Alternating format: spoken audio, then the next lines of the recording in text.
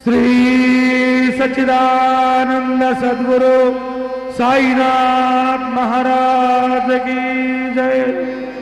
जोडो न्याय कर चरणी ठेविला माता, परिसावी विनंती माझी पंढरीनाथा।